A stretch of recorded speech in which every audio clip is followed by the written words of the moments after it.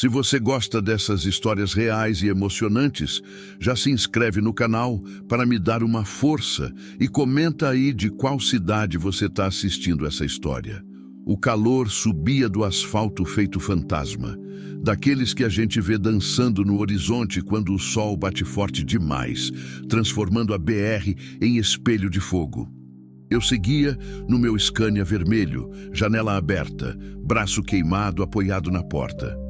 O rádio chiava entre uma estação e outra, mas eu nem me importava. Preferia o silêncio mesmo, ou o ronco do motor. Virou minha companhia faz tempo. 3 anos e 4 meses desde que Maria partiu. Câncer, rápido demais, nem deu tempo de me preparar, sabe? Quer dizer, ninguém se prepara para perder a pessoa que dormiu do seu lado por 22 anos. A mulher que conhecia meu silêncio, que entendia quando eu chegava cansado e só precisava de um café quente e um abraço sem palavra nenhuma. Agora era só eu, a estrada e as lembranças que teimavam em voltar nos trechos mais vazios. Tipo aquele ali entre Eliseu Martins e Bom Jesus, no Piauí. Terra vermelha dos dois lados, cerca de arame farpado, pasto seco, algumas cabeças de gado magras procurando sombra debaixo de árvores tortas, céu azul demais, sem uma nuvem. O tipo de lugar que parece esquecido por Deus e pelos homens. Eu ia pensando em Maria, como sempre, na última vez que ela me pediu para não fazer mais viagem longa.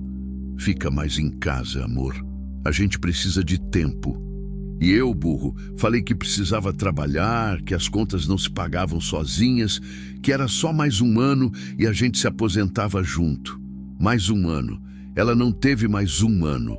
O volante estava quente nas minhas mãos.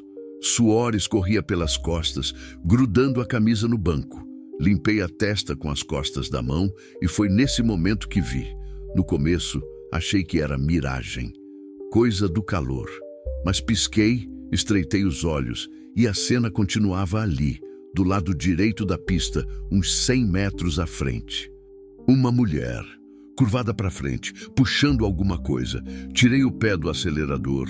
O caminhão começou a desacelerar naturalmente, o motor roncando mais baixo. Meu coração, que vinha batendo no compasso da solidão, deu um salto estranho no peito. Não era miragem, era real. A mulher estava amarrada. Amarrada mesmo, com cordas grossas em volta da cintura puxando um arado. Um arado de ferro velho, daqueles que boi puxa, cortando a terra seca e dura. Ela se arrastava, magra, o vestido claro manchado de terra vermelha, os pés descalços sangrando no chão irregular. O cabelo escuro grudado no rosto suado. E atrás dela, um homem. Alto, queimado de sol, chapéu de palha na cabeça, segurando um chicote. Minha visão começou a estreitar. Aquele túnel que acontece quando o mundo para e só uma coisa importa.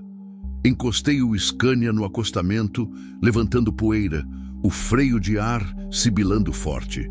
Nem desliguei o motor direito. Só puxei o freio de mão e desci da cabine, as botas batendo pesado no chão. O calor me atingiu como um soco. Devia estar passando dos 40 graus. O sol parecia queimar a pele através da camisa. Mas eu mal senti. Meus olhos estavam fixos naquela cena. A mulher tinha parado, as mãos apoiadas nos joelhos, tentando respirar.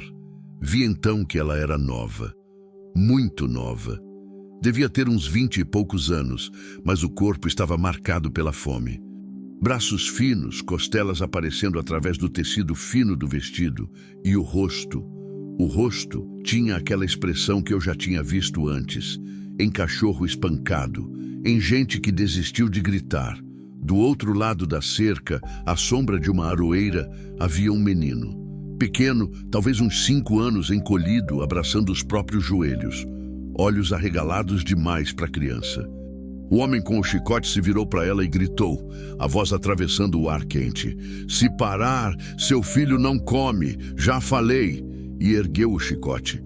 O estalo cortou o silêncio antes mesmo de atingir. A mulher se encolheu, protegeu a cabeça com os braços, mas continuou ali, curvada, presa àquelas cordas. Algo se rompeu dentro de mim. Não foi pensamento. Foi instinto. O tipo de coisa que você faz antes de decidir fazer. Minha mão foi pro bolso. Peguei o celular, destravei e comecei a gravar. Os dedos tremiam um pouco, mas consegui apontar a câmera para a cena. Tá gravado! Falei alto, mais alto do que pretendia. Minha voz saiu rouca, carregada. Tá tudo gravado. O homem virou para mim. Cara queimada, marcada, olhos fundos. Tinha aquele jeito de quem não tem medo de nada, porque já não tem nada a perder. Ou pior, o jeito de quem acha que pode tudo porque está longe de tudo. Volta pro seu caminhão, velho. Ele cuspiu no chão. Isso aqui não é da sua conta. É da minha conta, sim. Eu dei mais um passo. O coração martelava agora, não de medo, de raiva, de uma raiva antiga que eu nem sabia que ainda morava em mim. Isso é crime. Trabalho escravo, maus tratos, tá gravado, tá documentado, e se você encostar mais uma vez nela, vai responder. Ele riu, um riso seco, sem graça. Documentado? Aqui. Abriu os braços mostrando o nada ao redor. Ninguém liga pra nada aqui, caminhoneiro. Essa aí me deve, e vai pagar com trabalho até quitar. Ela não deve nada que justifique isso, eu disse, e minha voz estava firme agora. Ninguém deve. Dei mais 2 passos. Já estava perto da cerca de arame. A mulher levantou o rosto para mim. Os olhos dela eram castanhos, fundos, cheios de lágrimas presas. Ela não disse nada, só me olhou. E naquele olhar havia tudo: vergonha, medo, cansaço, um pedido silencioso. O homem avançou na minha direção, o chicote na mão. Eu não recuei. Fiquei ali, plantado, olhando nos olhos dele. Ele era mais novo que eu, mas eu tinha quilômetros de estrada no corpo e tinha perdido a única coisa que me fazia ter medo de morrer. Você não vai fazer nada, ele disse, parando a meio metro de mim. Vou, respondi. Vou tirar ela daqui. E o menino também. Ele ergueu o chicote e foi aí que escutei. A buzina longa, grave, de outro caminhão. Virei a cabeça. Um outro Scania, esse azul, vinha diminuindo a velocidade, parando atrás do meu. Um homem alto, de barba grisalha, desceu da cabine. Ele olhou para a cena, entendeu na hora e acenou para mim. Tá precisando de ajuda, irmão? Tô, eu disse. Testemunha. O caminhoneiro acenou, pegou o próprio celular e também começou a gravar. O homem do chicote olhou para um, para o outro. Calculou. A conta não fechava mais a favor dele. Cuspiu no chão de novo, xingou baixo, mas deu um passo para trás. Pode levar essa vagabunda, ele disse. Mas o moleque fica. O menino vai junto, eu disse, e pulei a cerca. Fui direto até a mulher. De perto, ela era ainda mais magra, ainda mais machucada. Havia marcas antigas nos braços, roxas e amareladas. Marcas que não eram de arado. Ajoelhei ao lado dela e comecei a desamarrar as cordas. Os nós estavam apertados, sujos de terra e suor. Minhas mãos grandes, calejadas, tremiam tentando soltar. Tá tudo bem, eu disse baixo, só para ela ouvir. Você vai sair daqui. Ela soluçou. Um soluço preso, sufocado, como se tivesse esquecido que podia chorar. As cordas cederam. Ela quase caiu para frente, mas eu segurei. Leve demais. Pesava menos que um saco de cimento. Ajudei ela a se levantar, passei o braço dela em volta do meu ombro. Cadê a água? Gritei para o caminhoneiro que tinha parado. Ele correu até a cabine e voltou com uma garrafa. Dei para ela. Ela bebeu desesperada, água escorrendo pelo queixo, molhando o vestido. Depois olhou para o lado, para o menino. Meu filho, ela sussurrou, a voz quebrada. Por favor. Fui até o menino. Ele estava tremendo, mesmo com o calor. Me agachei na frente dele. Oi, campeão, eu disse, tentando sorrir. Vamos dar um passeio no caminhão? Ele olhou para a mãe. Ela acenou com a cabeça. Ele estendeu os bracinhos. Peguei ele no colo. Leve também. Leve demais. Voltei para perto da cerca. O homem ainda estava ali, mas agora em silêncio, mordendo a raiva. O outro caminhoneiro já estava no telefone, falando com alguém, passando a localização. "Polícia tá vindo", ele me informou. Eu assenti. Levei a mulher e o menino até meu caminhão. Abri a porta da cabine, ajudei os dois a subir. Ela se sentou no banco do carona, o menino no colo, abraçado nela. Peguei uma toalha limpa que tinha atrás do banco, dei para ela limpar o rosto. Peguei também uma bolacha, daquelas de maisena que eu sempre carrego. Dei para o menino. Ele comeu devagar, como se tivesse medo que alguém fosse tirar.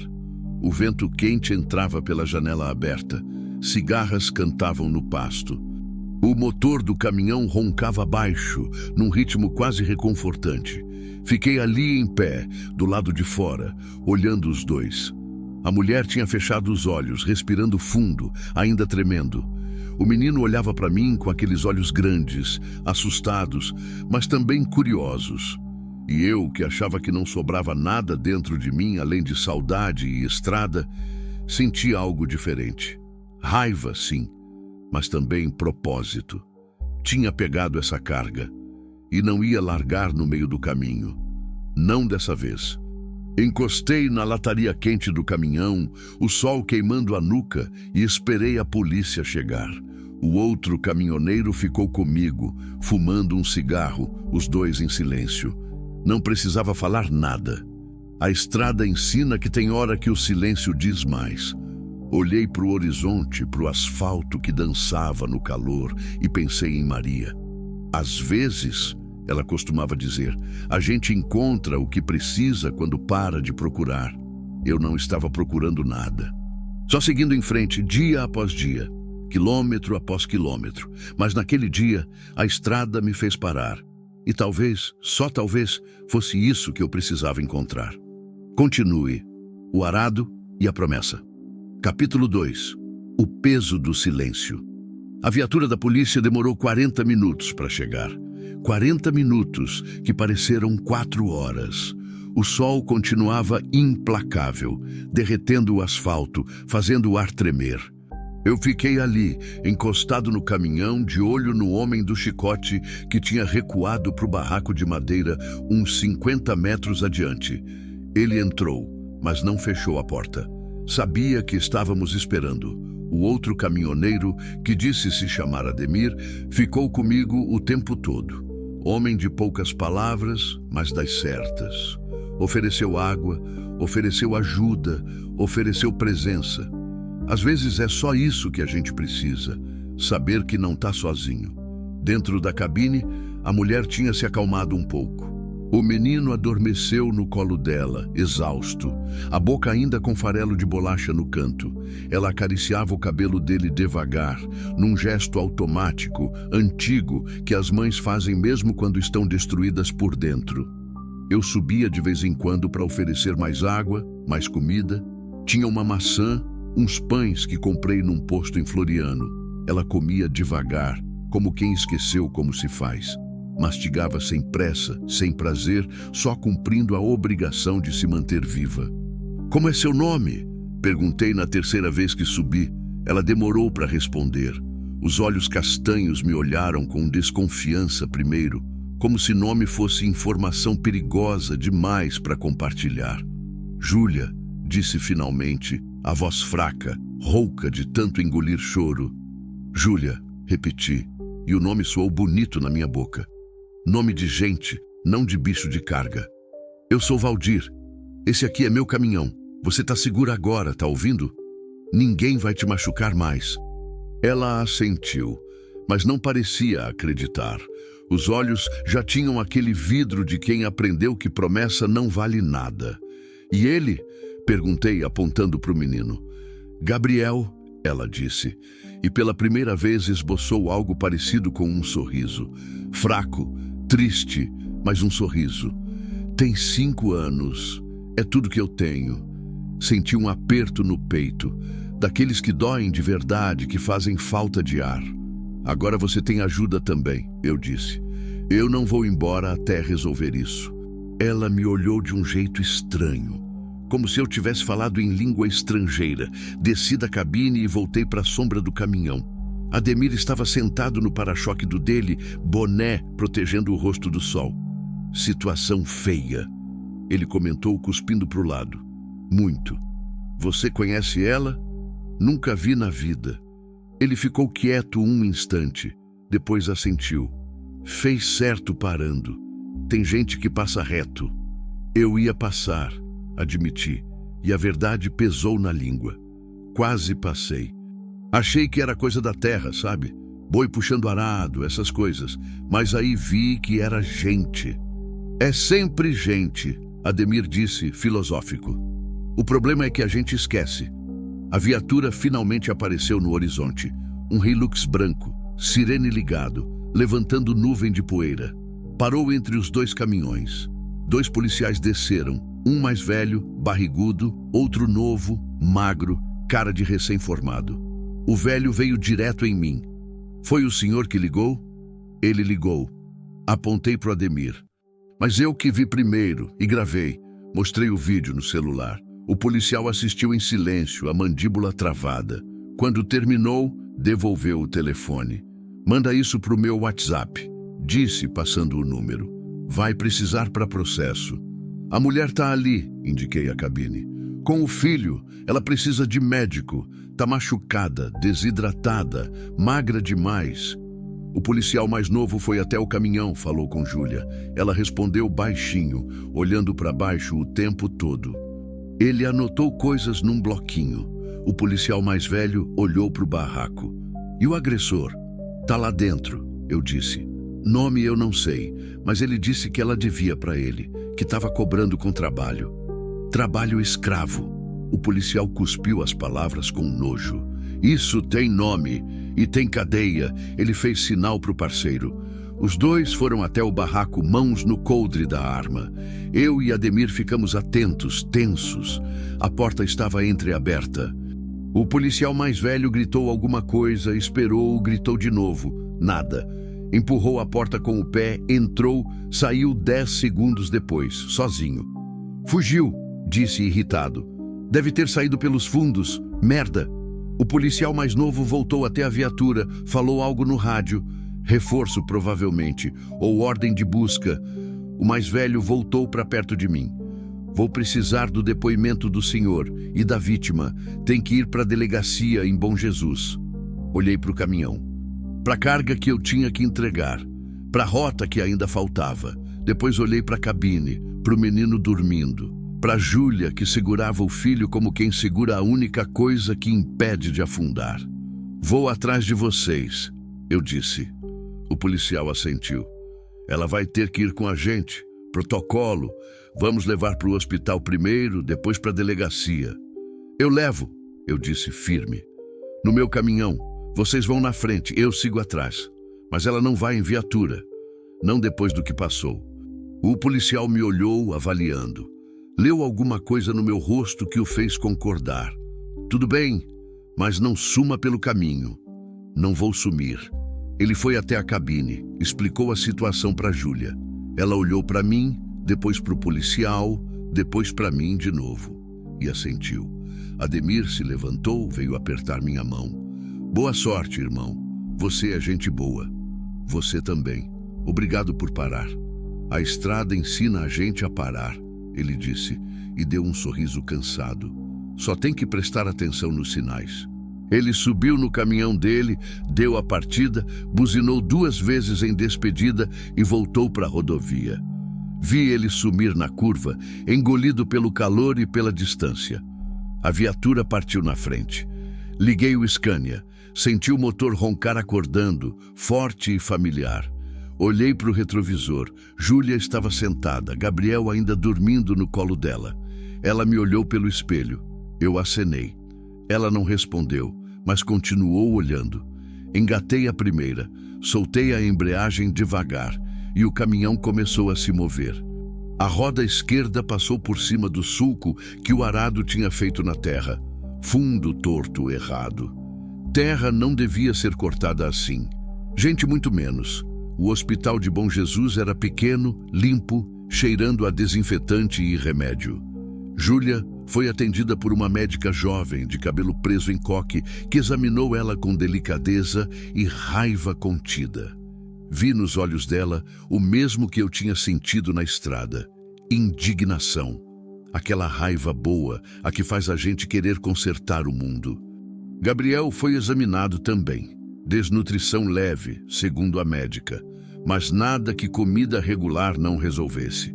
Ela receitou vitaminas, orientou dieta e disse que a assistência social ia acompanhar o caso. Ficamos no hospital quase 2 horas. Eu sentado no corredor, em cadeira de plástico dura, esperando. Liguei para o meu patrão, expliquei a situação. Ele bufou, reclamou do atraso, mas disse que não tinha problema. Faz o certo, Valdir. Depois a gente resolve. Quando Júlia saiu, ela estava com roupa limpa. Uma calça de moletom e uma blusa branca que alguém da enfermagem tinha dado. Cabelo lavado, preso num rabo de cavalo. Rosto limpo. Gabriel também estava limpo, com roupa nova, segurando um ursinho de pelúcia que uma enfermeira tinha dado para ele. Ela parecia outra pessoa, mais nova, mais frágil também. Fomos para a delegacia. Prédio velho, pintura descascada, ventilador barulhento girando no teto. O delegado era um homem sério, de óculos, que ouviu tudo com atenção. Júlia falou baixo, interrompendo várias vezes para engolir o choro. Contou que o homem era patrão do ex-marido, que o marido tinha morrido num acidente na fazenda há 6 meses, que ela tinha ficado com dívida de alimentação e moradia, que ele disse que ela ia pagar trabalhando. No começo era limpeza de casa, ela disse a voz tremendo. Depois foi roça. Depois ele disse que eu ia puxar o arado porque o boi tinha morrido e ele não ia gastar com outro. O delegado anotava tudo, a caneta correndo rápido no papel. Quanto tempo ficou nessa situação? 2 meses, ela disse, e uma lágrima escorreu. 2 meses puxando, todo dia, sol quente. Se eu parasse, ele batia. E ameaçava o Gabriel. Minha mão fechou em punho sozinha. Tive que respirar fundo para não levantar e socar a parede. O delegado fez mais perguntas. Endereço, nome completo do agressor, descrição, tudo. Júlia respondeu o que sabia. O delegado disse que ia expedir mandado de prisão, que o homem ia ser procurado, que ela estava sob proteção agora. A senhora tem família? Alguém que possa acolher a senhora e seu filho? Júlia negou com a cabeça. Não tenho ninguém. Minha mãe morreu quando eu era criança. Meu pai, não sei onde está. O pai do Gabriel era filho único. Os pais dele não me querem por perto. Temos abrigo municipal, o delegado disse. Posso encaminhar.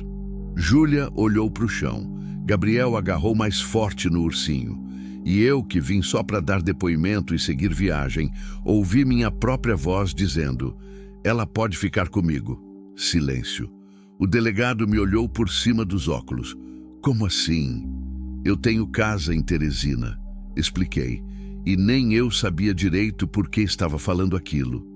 Casa grande, vazia. Só eu moro lá. Ela pode ficar até se organizar, até arrumar trabalho. Lugar seguro, sem dívida, sem compromisso. Júlia levantou o rosto para mim, os olhos arregalados, incrédulos. Por quê? Ela perguntou, e era a pergunta certa, a que eu também estava me fazendo. Por que você está fazendo isso? Respirei fundo. Pensei em Maria, na casa vazia que virou mausoléu de lembrança, na solidão que rói mais que fome. Porque eu posso, eu disse, simples assim. E porque você precisa.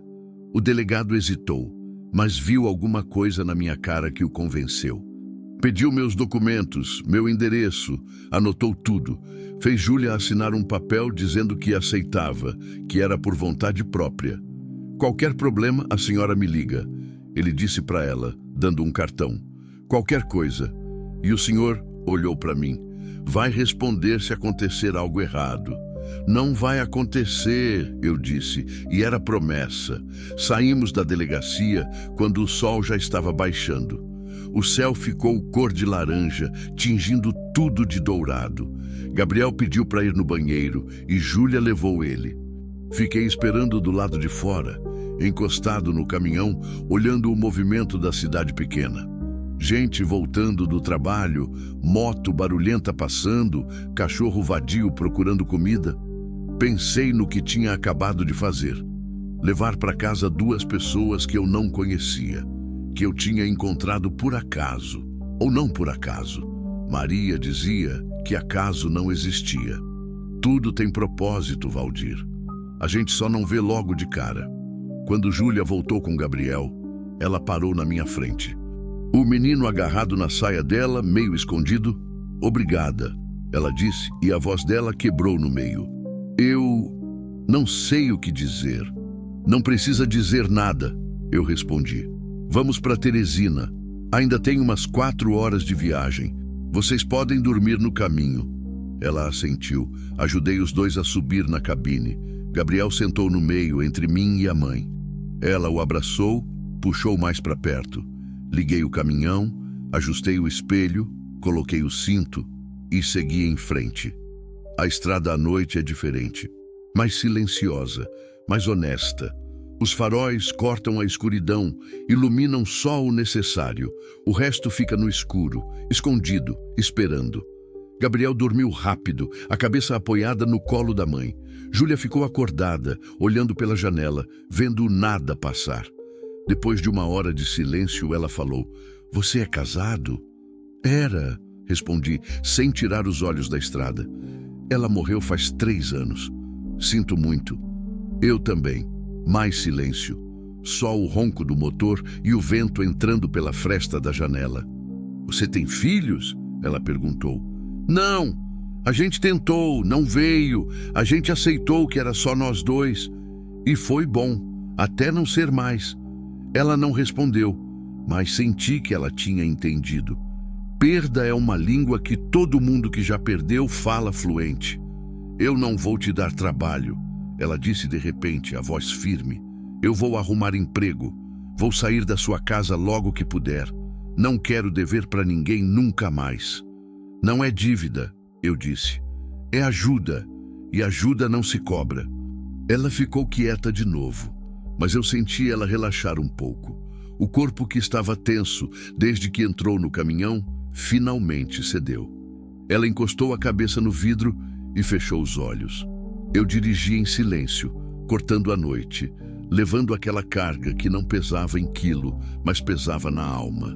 E pela primeira vez em 3 anos, a estrada não parecia tão vazia assim. Continue o arado e a promessa. Capítulo 3. A casa que esqueceu de viver. Chegamos em Teresina quase meia-noite. A cidade estava quieta, ruas vazias, postes de luz amarelada iluminando o asfalto. Peguei a avenida principal, depois entrei nos bairros mais afastados do centro, onde as casas têm quintal grande e os vizinhos se conhecem pelo nome. Minha casa ficava no fim de uma rua sem saída. Portão de ferro verde, muro baixo, uma mangueira velha no quintal que dava fruta todo ano. Casa simples de 3 quartos, varanda na frente com rede que eu nunca mais usei. Maria adorava dormir na rede nas tardes de domingo, com um livro na mão e o ventilador ligado. Parei o caminhão na frente do portão. Desliguei o motor. O silêncio que veio depois foi pesado, denso. Júlia acordou com o solavanco, piscando devagar, desorientada. Gabriel continuava dormindo, a boca entreaberta, a mão segurando o ursinho. "Chegamos", eu disse baixo para não assustar. Ela olhou pela janela, vendo a casa na penumbra. Não disse nada, só assentiu. Desci, abri o portão rangendo, entrei com o caminhão e estacionei no quintal. Desliguei tudo, peguei a chave de casa no bolso e fui até a porta. A fechadura estava dura, como sempre ficava quando eu passava muito tempo fora. Forcei um pouco, girei e a porta abriu com um gemido de madeira inchada. Acendi a luz da sala. Tudo estava do jeito que eu tinha deixado. Sofá velho de tecido marrom, estante com porta-retratos empoeirados, televisão pequena num canto. Cheiro de casa fechada, de lugar que ninguém respira dentro faz tempo. Abri a janela, deixei o ar da noite entrar. Júlia desceu do caminhão carregando Gabriel no colo. Ele estava pesado de sono, completamente entregue.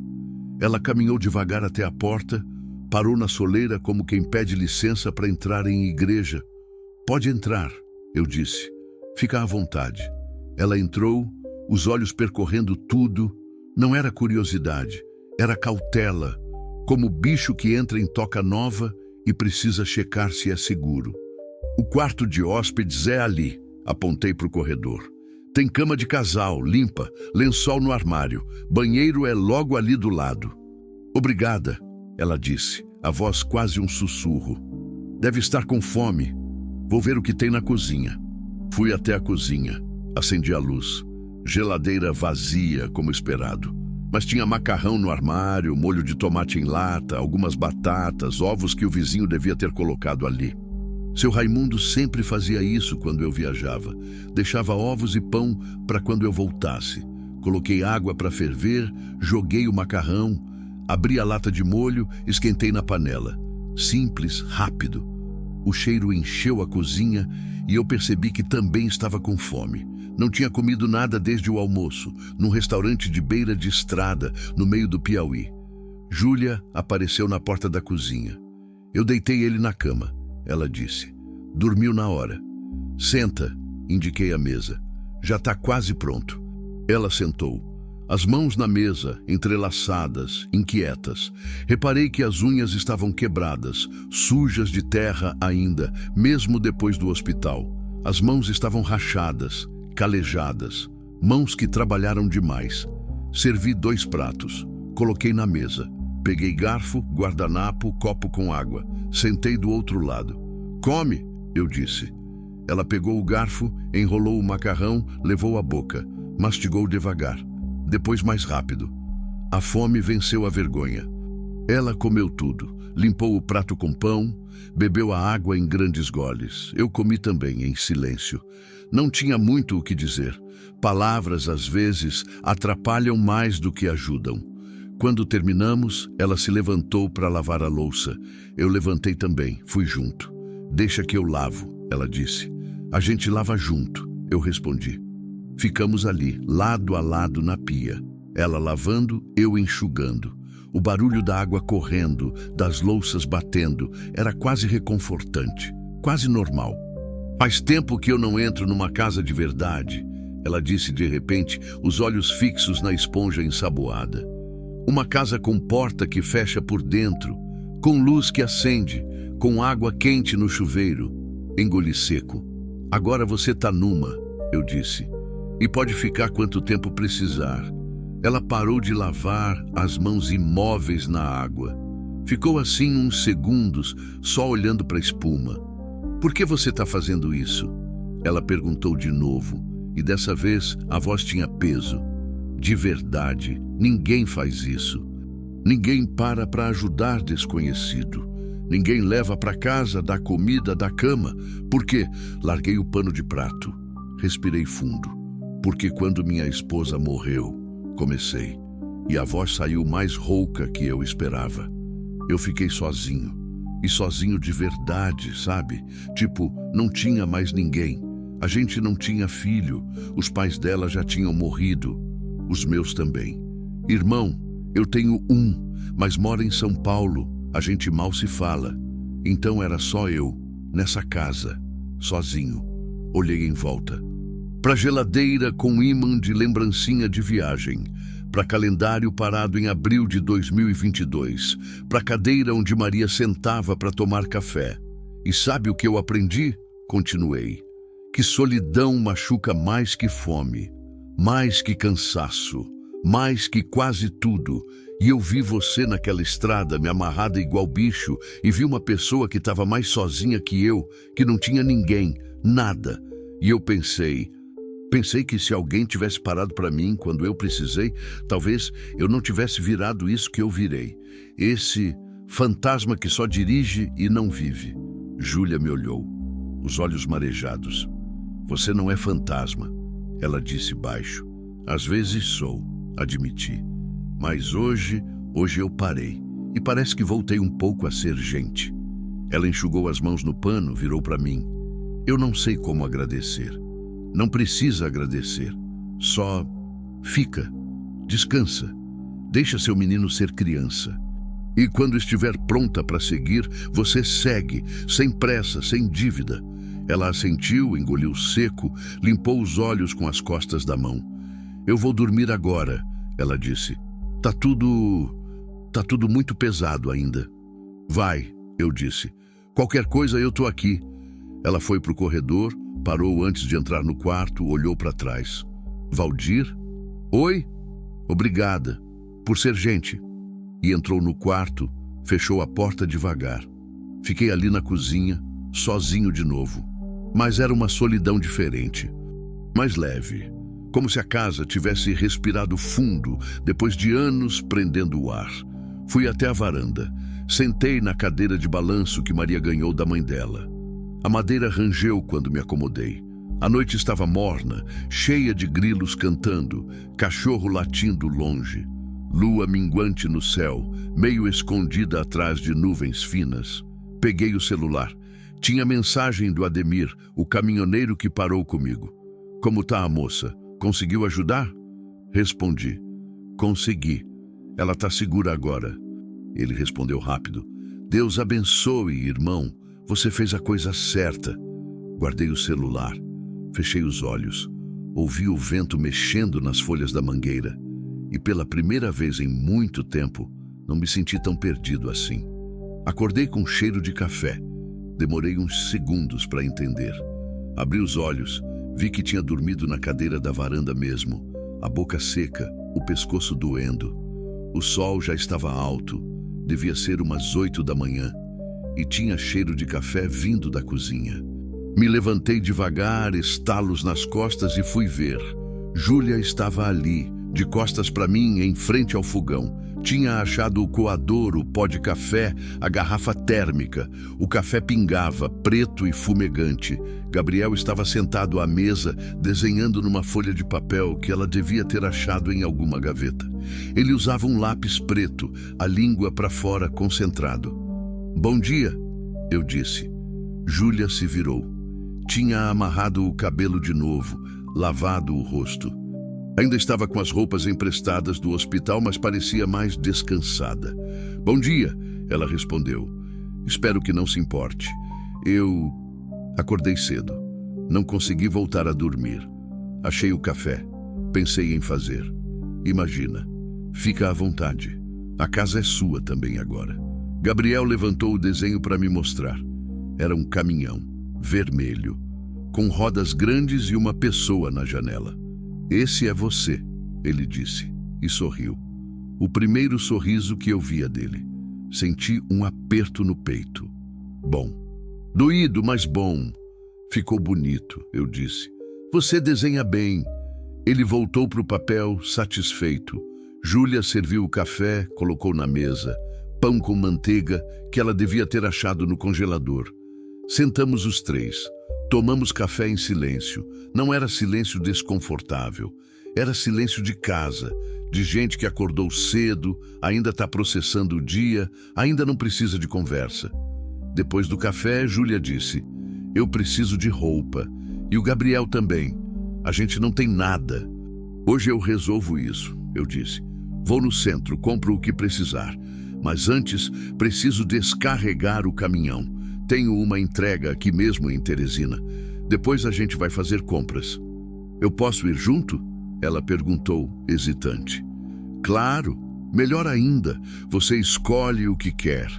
Gabriel pediu para ir também. Júlia hesitou, mas eu disse que não tinha problema.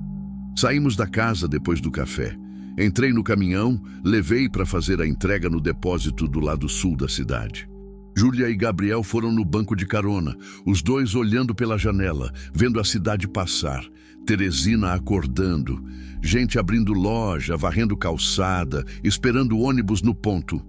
A entrega foi rápida. Descarreguei com a ajuda dos funcionários do depósito, assinei os papéis, despedi, peguei o pagamento, guardei. Depois fomos para o centro, no mercado municipal. Lugar antigo, barulhento, cheirando a feira e tempero. Júlia escolheu roupa simples. 2 calças, 3 blusas, uma saia, um vestido. Para Gabriel, comprou calça de moletom, camiseta, tênis, roupa de dormir, tudo básico, sem luxo. Ela olhava o preço de cada coisa, tentando escolher o mais barato. Pode pegar o que quiser, eu disse, sem preocupação. Ela me olhou. Eu não quero abusar. Não é abuso, é necessidade. Compramos tudo. Fraldas não, Gabriel já era grande. Mas compramos escova de dente, pasta, sabonete, shampoo, coisas básicas que fazem a diferença entre ser gente e não ser. Na saída, passamos por uma loja de brinquedo. Gabriel parou, olhos grudados na vitrine. Tinha um carrinho de controle remoto, vermelho, parecido com o desenho que ele tinha feito. Posso? Perguntei para Júlia. Ela hesitou. Ele não precisa... Eu sei, mas eu quero. Entrei na loja, comprei o carrinho, dei para Gabriel. Ele abriu um sorriso enorme, daqueles que ocupam o rosto inteiro. Abraçou a caixa, apertou no peito. Obrigado, tio Valdir, ele disse. Tio Valdir. Meu coração apertou de novo. Voltamos para casa. Júlia guardou as roupas no armário do quarto. Gabriel brincou com o carrinho no quintal, fazendo barulho de motor com a boca. Eu sentei na varanda vendo ele brincar e pensei em como a vida é estranha, como às vezes a gente perde tudo e acha que acabou, como às vezes uma parada numa estrada muda tudo, como às vezes ajudar alguém é o mesmo que se salvar. A tarde caiu mansa. O sol ficou laranja, pintando o céu de cor quente. Gabriel entrou cansado e foi assistir televisão. Júlia preparou o jantar. Macarrão de novo, mas com ovo e salsicha dessa vez. Comemos juntos, os três à mesa. Parecia família. Não era, mas parecia. E por enquanto era o suficiente. Depois do jantar, enquanto Júlia colocava Gabriel para dormir, eu fui até o quarto que era meu e de Maria. Porta que eu evitava abrir. Entrei. Tudo estava igual. Cama arrumada. Roupa dela ainda no armário. Perfume na penteadeira. Sentei na cama. Maria, falei para o silêncio. Eu não sei se você está vendo. Não sei se funciona assim, mas se tiver, acho que você ia gostar dela. Da Júlia, do Gabriel. Acho que você ia dizer que eu fiz certo, que parar foi certo. Silêncio. Mas era um silêncio diferente. Não pesava tanto. Eu ainda sinto sua falta, continuei. Todo dia. Mas hoje eu não me senti tão vazio. E acho que é isso que você queria, que eu não virasse vazio. Fiquei ali mais um tempo. Depois levantei, fechei a porta devagar e voltei para a sala. Júlia estava sentada no sofá, Gabriel dormindo com a cabeça no colo dela. Ele não quis ir para o quarto, ela disse, acariciando o cabelo dele. Quis ficar perto de mim. Deixa ele, eu disse. Ele está seguro aqui. Ela olhou para mim. E eu também, ela disse baixinho. Pela primeira vez em muito tempo, eu me sinto segura. Assenti. Não precisava dizer nada. Sentei na outra poltrona. Liguei a televisão no volume baixo. Júlia ficou ali, embalando o filho no sono. Eu fiquei ali, só existindo. E era o suficiente. Por enquanto, era o suficiente. Continue o arado e a promessa. Capítulo 4. Quando as feridas falam. Os dias que vieram depois foram estranhos. Estranhos de um jeito bom, mas ainda assim estranhos. A casa que tinha virado museu de silêncio voltou a ter barulho. Barulho de gente acordando, de torneira abrindo, de panela no fogão, de criança correndo no quintal. Barulho de vida. Júlia acordava cedo, sempre antes de mim. Quando eu saía do quarto, ela já tinha feito café, arrumado a cozinha, colocado roupa para lavar. Eu disse para ela parar, que não precisava fazer nada, que ela estava ali para descansar. Mas ela balançou a cabeça. Eu preciso fazer alguma coisa, ela disse, a voz firme. Senão eu fico pensando. E quando eu fico pensando, eu volto para lá. Pro arado, pro chicote, pro medo. Então deixa eu fazer. Me ajuda a não voltar. Eu entendi. Às vezes, trabalho não é obrigação. É âncora. É o que impede a gente de afundar. Gabriel se adaptou rápido. Criança tem essa capacidade de aceitar o novo como se sempre tivesse sido assim. Ele corria pelo quintal, brincava com o carrinho, subia na mangueira mesmo eu pedindo para não subir. Ria alto daquele jeito que só criança ri, sem peso, sem filtro. Às vezes ele me chamava de tio, outras vezes só Valdir, como se estivesse testando qual nome cabia melhor. Na quarta noite, depois do jantar, enquanto Júlia lavava a louça e Gabriel assistia desenho na sala, o telefone tocou. Era o delegado de Bom Jesus. Senhor Valdir, aqui é o delegado Marcos. A gente prendeu o homem. Meu coração acelerou. Prendeu? Isso. Ele tentou fugir para Maranhão, mas a gente pegou ele numa barreira na divisa. Resistiu à prisão, tentou subornar os agentes. Agora está preso. Vai responder por trabalho escravo, cárcere privado, lesão corporal, ameaça. O processo está correndo. E a Júlia? Ela vai ter que voltar lá. Vai ter que prestar depoimento em audiência, sim, mas pode ser por videoconferência se for longe. A gente protege a vítima. Ela não precisa ver ele pessoalmente. Respirei aliviado. Obrigado, delegado. Obrigado você. Se não fosse o senhor parar, a gente nem saberia que aquilo estava acontecendo. O senhor salvou a vida dela. Desliguei o telefone. Fiquei parado ali no corredor processando. Prenderam. Não ia mais atrás dela. Gabriel estava seguro. Júlia estava segura. Voltei para a cozinha. Júlia estava enxugando as mãos, se virando para mim. Quem ligou? O delegado, eu disse. Prenderam ele. Vi o corpo dela travar, os olhos arregalarem, a cor sumir do rosto. Prenderam. Tentou fugir, mas pegaram na divisa. Ele não vai te encontrar, não vai te machucar mais. Ela ficou parada, o pano de prato na mão, a respiração acelerada. Depois, de repente, as pernas dela falharam. Ela se apoiou na pia, as mãos tremendo. Eu corri, segurei ela antes que caísse. Ei, calma, tá tudo bem. Mas ela não estava bem. Ela estava tremendo inteira, soluçando, a respiração falhando, entrando em pânico. Eu a segurei, ajudei ela a sentar no chão mesmo, as costas na parede. Ela dobrou os joelhos, abraçou as próprias pernas, afundou o rosto ali e chorou. Chorou de um jeito que eu nunca tinha visto ninguém chorar. Um choro de anos, de medo, de alívio, de tudo junto. Eu fiquei ali, agachado do lado dela, a mão nas costas dela, sem dizer nada, só deixando ela chorar. Porque às vezes é só isso que a gente pode fazer. Estar presente, não tentar consertar, só estar. Gabriel apareceu na porta da cozinha, os olhos arregalados, assustado. Mamãe? Júlia levantou o rosto, tentou limpar as lágrimas, tentou sorrir. Tá tudo bem, amor, ela disse, a voz engasgada. Mamãe tá bem, é só um choro. Tá tudo bem. Ele veio devagar, abraçou a mãe. Ela puxou ele para perto, apertou forte, beijou a cabeça dele. Tá tudo bem agora, ela repetiu, mais para ela mesma que para ele. Tá tudo bem. Depois de um tempo, ela se acalmou. Levantou, lavou o rosto na pia, enxugou com a toalha. Respirou fundo algumas vezes. Gabriel ficou grudado nela, a mãozinha segurando a blusa. Desculpa, ela disse para mim. Não pede desculpa, eu disse. Você tem direito de chorar, de sentir. Ela assentiu, mas não olhou para mim. Pegou Gabriel no colo. Vou colocar ele para dormir. Vai. Ela saiu da cozinha, carregando o menino.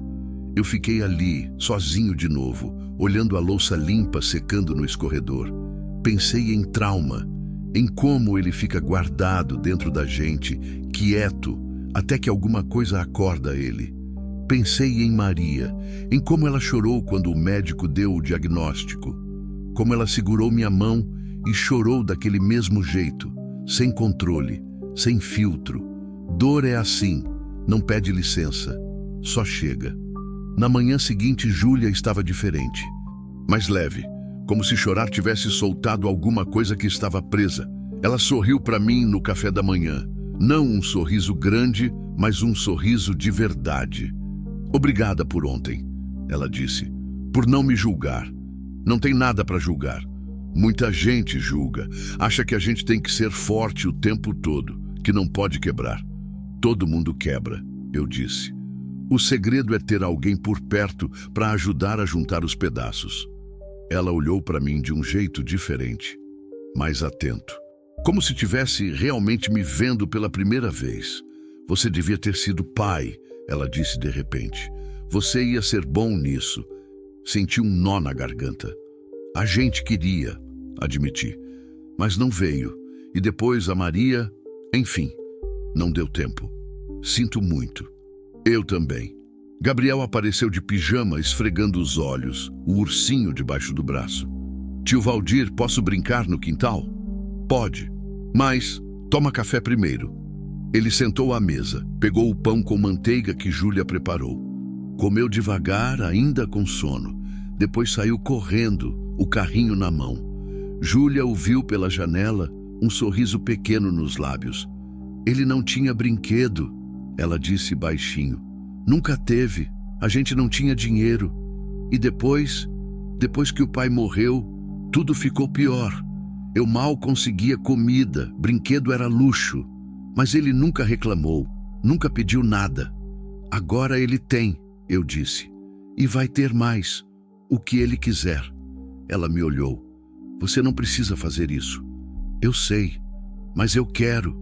Ela voltou a olhar pela janela, mas eu vi a lágrima escorrer pelo canto do olho. Por que você é tão bom? Ela perguntou, a voz quebrada. Eu não sou bom, eu disse sincero. Eu só não quero ser ruim. Tem diferença. Ela riu, um riso molhado, cheio de choro preso. Tem sim, ela concordou. Passamos o dia dentro de casa. Eu tinha ligado para o patrão, avisado que ia tirar uns dias. Ele bufou de novo, mas concordou. Você nunca tira folga, Valdir. Aproveita. E era verdade. Fazia anos que eu não parava. Não tinha motivo para parar. Agora tinha. À tarde, enquanto Gabriel dormia a sesta, eu e Júlia ficamos na varanda tomando um suco. O calor estava forte, mas tinha uma brisa boa vindo do fundo do quintal. Posso te perguntar uma coisa? Ela disse. Pode. Como foi com sua esposa? Como você perdeu ela? Respirei fundo. Fazia tempo que ninguém perguntava. Fazia tempo que eu não falava sobre isso. Foi câncer, comecei. No pâncreas. Descobriram tarde. Disseram que tinha tratamento, mas que era agressivo. Ela fez químio, fez tudo, mas não adiantou. 6 meses depois do diagnóstico, ela se foi. Vocês tiveram tempo para se despedir? Não, eu disse, e a palavra saiu pesada. Quer dizer, teve tempo no relógio, mas não teve tempo de verdade, porque até o último dia eu fingia que ia dar certo, que ela ia melhorar, que a gente ia ter mais tempo, e ela fingia que acreditava. Então a gente nunca falou. Nunca disse adeus de verdade. Júlia ficou quieta, processando. Você se arrepende? Todo dia, admiti. Me arrependo de não ter parado mais cedo, de não ter dado mais atenção, de não ter dito mais vezes que eu amava, de não ter vivido mais enquanto dava tempo. Mas você está vivendo agora, ela disse, me olhando. Agora você parou. É, eu disse. Parei. Finalmente. Ela apoiou a cabeça na parede, olhando para o quintal onde Gabriel brincava. Eu também me arrependo, ela disse de repente. Me arrependo de ter acreditado naquele homem, de ter achado que ele ia me ajudar, de ter confiado, de ter ficado. Eu podia ter fugido antes, mas eu tinha medo e não tinha para onde ir. Então eu ficava e ficava, até que você apareceu. Não é culpa sua, eu disse firme. Nada do que ele fez é culpa sua. Eu sei, ela disse, mas a voz não tinha certeza. Mas ainda assim eu sinto que podia ter sido diferente. Que eu podia ter salvado meu filho antes, sozinha. Às vezes, a gente não consegue sozinho, eu disse. E não tem problema nisso. Não é fraqueza, é humano. Ela me olhou de novo, aquele olhar fundo que via mais do que eu mostrava. Você também está se salvando, não tá? Ela disse baixinho. Salvando a gente é um jeito de se salvar. Senti o peito apertar, porque ela estava certa, completamente certa. Admiti. Acho que sim. Ela colocou a mão em cima da minha, no braço da cadeira. Um toque leve, rápido, mas que pesou. Então a gente se salva junto, ela disse.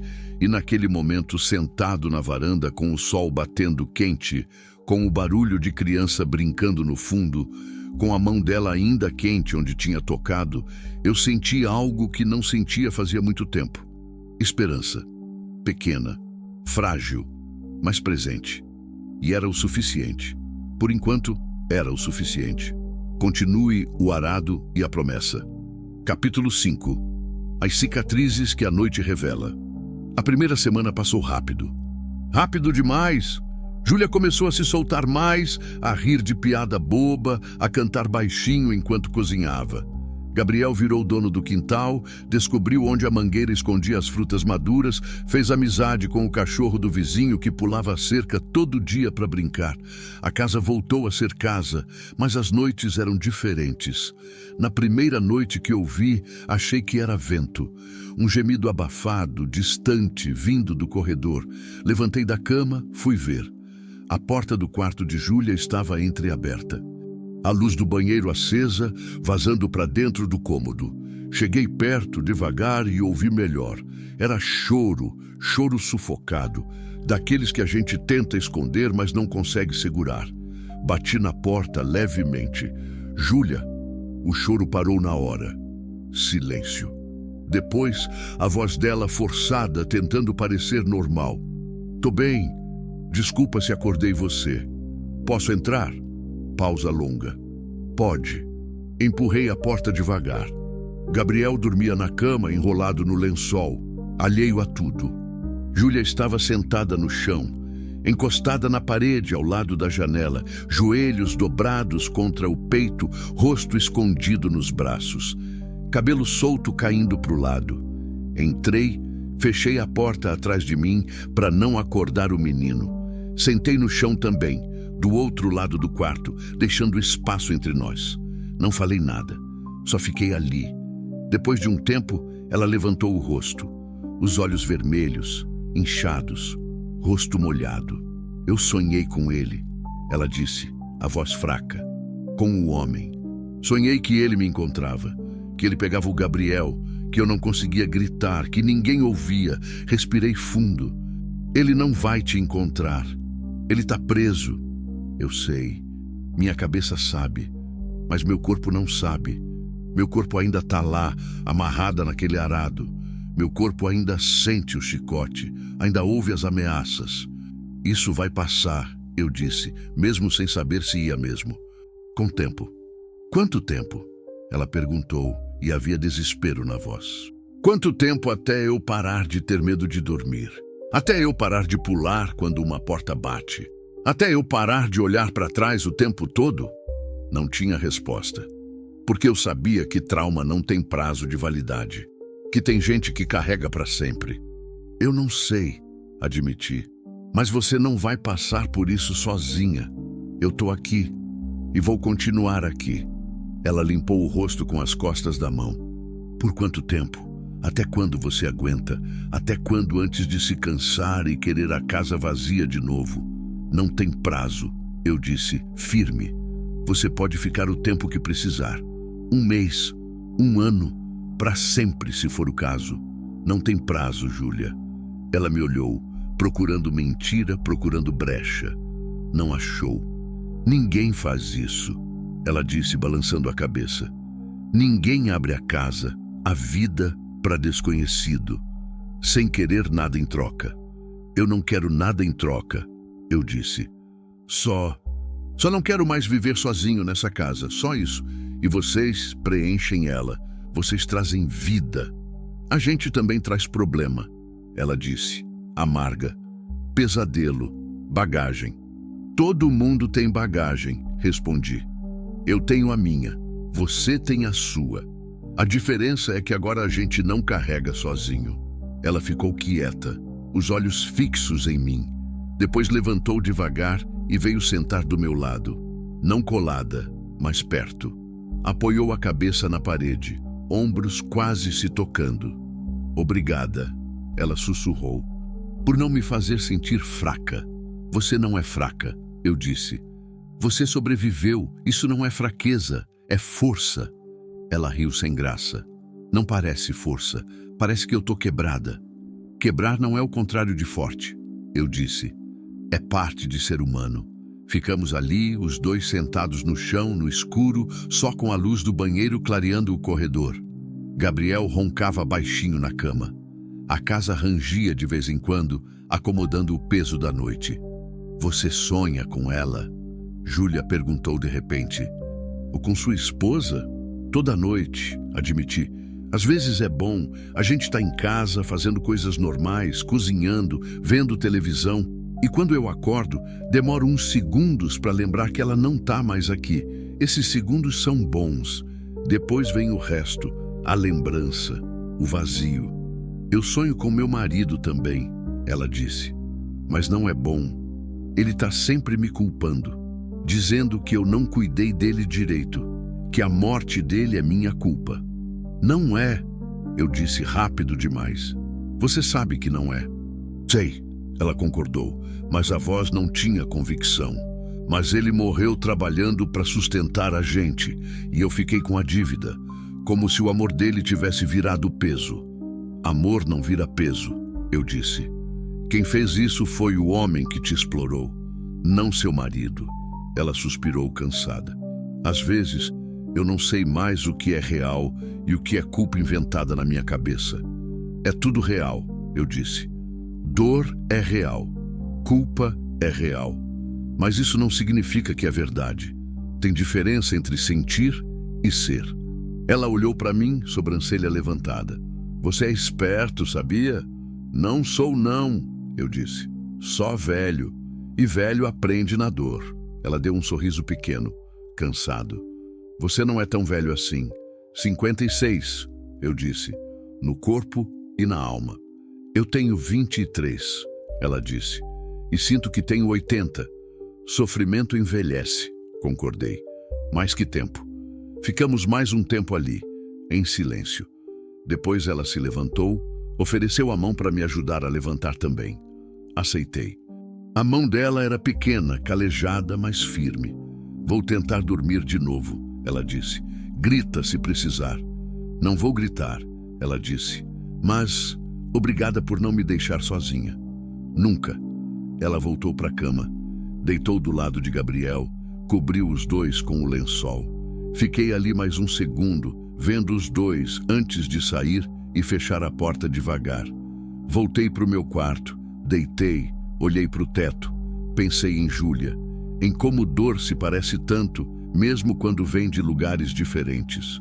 Pensei em Maria, em como ela também tinha pesadelos nos últimos meses, quando a dor ficava insuportável e os remédios não faziam mais efeito. Fechei os olhos e pela primeira vez em muito tempo não sonhei com Maria. Sonhei com estrada, com arado, com uma mulher amarrada e comigo parando, sempre parando. Na manhã seguinte, Júlia não tocou no assunto. Acordou, fez café, deu bom dia, como se a noite anterior não tivesse acontecido. Aprendi que era assim que ela lidava, guardando, engolindo, seguindo. Mas eu via nos olhos dela, via o cansaço, via o peso. Depois do café, enquanto Gabriel assistia desenho, eu disse: Júlia, eu acho que você devia falar com alguém. Ela parou de lavar a xícara, me olhou. Falar com quem? Um psicólogo. Alguém que entenda de trauma, que ajude a processar. Ela ficou tensa na hora. Eu não preciso disso. Não é fraqueza procurar ajuda. Eu sei, ela disse, mas a voz estava defensiva. Mas eu não tenho dinheiro para isso. Eu pago. Não. Júlia. Eu disse não, Valdir. Ela cortou firme. Você já fez demais. Não vou deixar você gastar mais dinheiro comigo. Não é gastar, eu disse, tentando manter a calma. É investir na sua saúde, na sua recuperação. Eu vou me recuperar sozinha. Ninguém se recupera sozinho. Eu consigo, ela insistiu teimosa. Respirei fundo, não ia adiantar forçar. Ela tinha que decidir sozinha. Tá bom, eu disse. Mas quando você mudar de ideia, me avisa. Ela assentiu, mas continuou lavando a louça em silêncio, as costas tensas. Naquela tarde, seu Raimundo, o vizinho, apareceu no portão com uma cesta de ovos. Valdir. Há quanto tempo, rapaz? Nem te vi chegar. Cheguei faz uns dias, seu Raimundo. Ele entrou, colocou a cesta na mesa da varanda, aí viu Júlia na cozinha e Gabriel no quintal. Opa, ele disse sorrindo. Família cresceu? Hesitei. Júlia apareceu na porta da cozinha, tensa. É, comecei, mas não sabia como explicar. Eu sou Júlia, ela disse, salvando a situação. Estou morando aqui temporariamente, com meu filho, Gabriel. Ah, que bom, seu Raimundo disse, genuinamente feliz. Essa casa estava precisando de gente. O Valdir aqui estava virando ermitão. Pois é, eu disse, rindo sem graça. A Maria ia gostar, ele disse de repente, e o nome dela no ar fez tudo ficar pesado.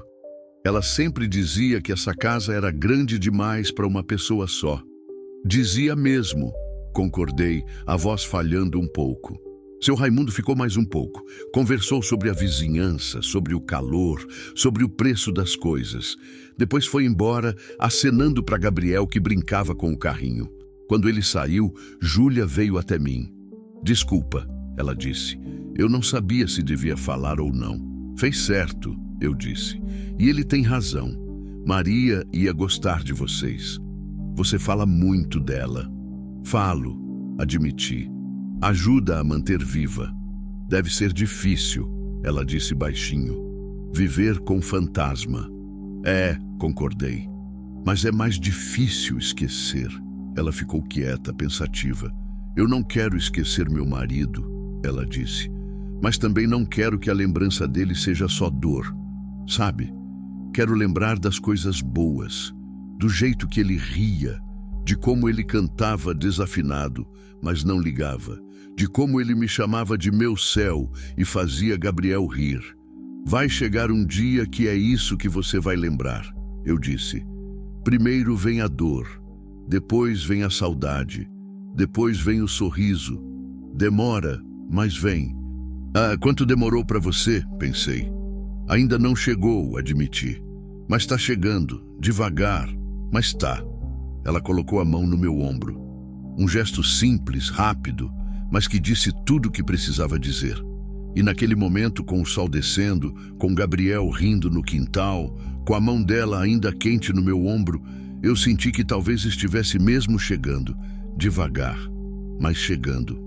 Continue o arado e a promessa. Capítulo 6. O dia em que o passado voltou. 2 semanas se passaram. 2 semanas de rotina boa, daquelas que a gente não percebe que é boa até olhar para trás. Júlia começou a procurar emprego. Preencheu fichas na padaria, no mercado, numa loja de roupas no centro. Gabriel começou a frequentar a escolinha municipal perto de casa. Ele ia de manhã, voltava de tarde, sempre com um desenho novo para mostrar. Eu voltei a trabalhar. Viagens curtas, só dentro do estado. Saía de manhã, voltava de noite. Não queria ficar muito tempo fora. Não agora. Não com eles em casa. Foi numa quinta-feira que tudo mudou. Eu tinha saído cedo, entregue em Parnaíba. Ia voltar só no fim da tarde. Júlia ficou em casa, limpando, esperando a hora de buscar Gabriel na escola. Ela me contou depois, com a voz tremendo, o que aconteceu. Estava passando roupa na sala, a novela tocando baixinho na televisão, quando ouviu a batida no portão. Forte, insistente. Não era batida de vizinho, não era batida de entregador, era batida de quem não aceita não. Ela deixou o ferro ligado, foi até a janela, olhou por entre a cortina e congelou. Era ele, o homem do arado, o homem do chicote, o homem que devia estar preso. Mas estava ali, do outro lado do portão, olhando para casa, a mão batendo no ferro, a voz grave gritando: Júlia, eu sei que você tá aí. Abre essa porra. Ela recuou, as pernas bambas, o coração explodindo no peito. Não podia ser. Não podia. Ele estava preso. O delegado tinha dito. Estava preso. Júlia! Ele gritou de novo. Você me deve, sua vadia. Você não vai sumir assim, não. Vem aqui. As mãos dela tremiam tanto que mal conseguia pegar o celular. Discou meu número. Chamou uma vez, 2, 3. Eu estava dirigindo, não atendi. Ela desligou. Ligou para a polícia. A voz dela saiu falhada, desesperada. Ele está aqui, o homem que me mantinha em cárcere. Ele está no portão da casa. Preciso de ajuda, por favor. A atendente pediu o endereço. Pediu calma. Disse que ia mandar viatura. Mas calma não existia. Não com aquela voz do outro lado do portão. Eu vou arrebentar esse portão, ele gritou. Vou entrar e você vai ver. Você e aquele filho de merda. Gabriel. Júlia olhou o relógio. Gabriel ia sair da escola em 15 minutos. Ia voltar caminhando. Sozinho. Como fazia todo dia. Ela não pensou. Só agiu. Saiu pela porta dos fundos, pulou a cerca baixa que dava para o quintal do seu Raimundo, correu pela rua de trás, as chinelas batendo no asfalto quente, o coração na boca. Correu 3 quarteirões até a escola, o sol batendo forte, o suor escorrendo, a respiração falhando. Chegou esbaforida, o rosto molhado, os olhos arregalados. A professora de Gabriel a viu e assustou. Dona Júlia? A senhora tá bem? Cadê o Gabriel? Ela conseguiu dizer entre respirações. Tá lá dentro, ainda não deu o horário. Eu preciso levar ele agora. Agora. A professora hesitou, mas viu o desespero no rosto de Júlia e assentiu. Vou chamar. Gabriel apareceu segundos depois, confuso, a mochila nas costas. Mãe, ainda não terminou a aula. A gente vai sair mais cedo hoje. Júlia disse, tentando controlar a voz, tentando não assustá-lo. Vem, amor. Pegou a mão dele e saiu, rápido. Não voltou para casa, não podia. Ele estava lá. Foi para a praça, a 2 ruas da escola. Lugar aberto, com gente, com movimento. Sentou num banco, Gabriel ao lado, e ligou de novo para o meu número. Dessa vez eu atendi. Júlia, tá tudo... Ele veio. Ela cortou, a voz quebrando. Ele tá na casa, ele tá no portão, eu saí pela cerca. Peguei o Gabriel na escola, eu tô na praça. Eu não sei o que fazer. Eu não... Calma, eu disse, já virando o caminhão numa rotatória ilegal. Buzinas me xingando. Calma, Júlia, você tá segura? Você e o Gabriel? Tô. Na praça. Tem gente aqui. Fica aí. Não sai daí. Eu liguei pra polícia? Liguei. Então fica aí. Eu tô voltando. Vou chegar em meia hora. Fica onde tem gente. Não sai de perto de ninguém, tá ouvindo? Tô. Eu vou resolver isso. Eu prometo. Desliguei. Pisei fundo no acelerador. O Scania roncou ganhando velocidade. Eu passei por cidade sem nem olhar o nome. Passou tudo borrado. Só pensava em chegar. Só pensava nele perto dela, perto do menino. Liguei para o delegado de Bom Jesus enquanto dirigia. Delegado, o homem que vocês prenderam, ele tá solto? Não, senhor Valdir, ele tá preso aqui. Então tem alguém na minha casa em Teresina dizendo que é ele, ameaçando a Júlia. Silêncio do outro lado. Pera, vou verificar. Ouvi barulho de passos, portas abrindo, vozes. Depois, a voz do delegado, tensa. Senhor Valdir, ele fugiu. Ontem de noite. Tivemos uma falha na segurança. Soltaram ele para ir no banheiro e ele agrediu o agente. Fugiu. A gente está procurando, mas ele chegou antes de vocês, completei, a raiva subindo. Ele está na minha casa, ameaçando ela. Eu vou ligar para a polícia de Teresina agora. Vou passar os dados dele. Eles vão pegar. É melhor pegarem, eu disse e desliguei. 25 minutos depois eu estava entrando em Teresina. Passei direto pela praça. Vi Júlia sentada no banco, Gabriel no colo, os dois agarrados um no outro. Estacionei na rua, desci. Ela me viu e desabou. Começou a chorar, mas não soltou o menino. Eu me agachei na frente dos dois. Tá tudo bem, eu tô aqui.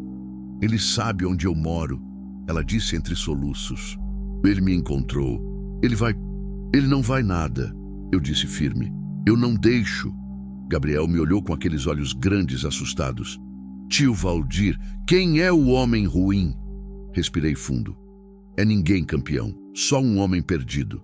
Mas ele não vai machucar vocês. Eu prometo. Júlia me encarou. Você não pode prometer isso. Posso sim, e prometo. Nesse momento, 2 viaturas viraram a esquina. Sirene ligada.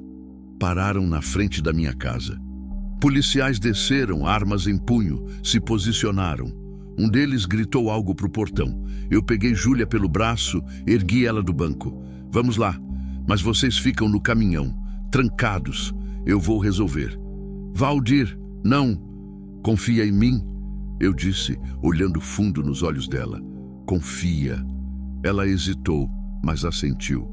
Voltamos pro caminhão. Coloquei os dois dentro, tranquei as portas, deixei as janelas só com uma fresta. Eles ficaram lá dentro, abraçados, me vendo descer. Fui até a minha casa. Os policiais estavam no portão. Um deles me viu chegar. É o senhor o dono da casa? Sou. O homem tá dentro. Arrombou o portão. Entrou pela força. Tá entrincheirado lá dentro. Disse que não sai sem a mulher. Ele não vai ter a mulher, eu disse, a mandíbula travada. Senhor, o senhor precisa ficar aqui. É perigoso. Ele pode estar armado. Mas eu não escutei. Não totalmente. Olhei para o portão arrombado, para o pedaço de ferro retorcido. Olhei para minha casa, onde Maria tinha vivido. Onde Júlia e Gabriel tinham finalmente achado paz. E ele tinha invadido, tinha profanado. Deixa eu falar com ele, eu disse. Senhor, deixa, repeti mais firme.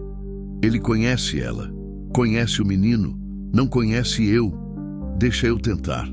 O policial hesitou, mas algo no meu rosto o fez concordar. 5 minutos. Se ele não sair, a gente entra na força. Assenti.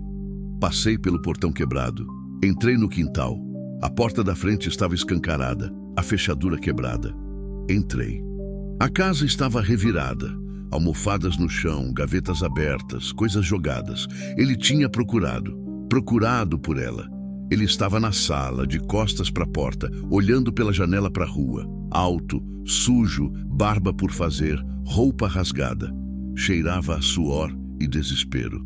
Sai da minha casa, eu disse, a voz baixa, controlada. Ele se virou. Olhos injetados, boca torcida num meio sorriso. Ah, o herói, ele cuspiu. O velho que parou para salvar a donzela. Sai, repeti. Cadê ela? Longe de você. Ele riu, um riso torto, sem graça.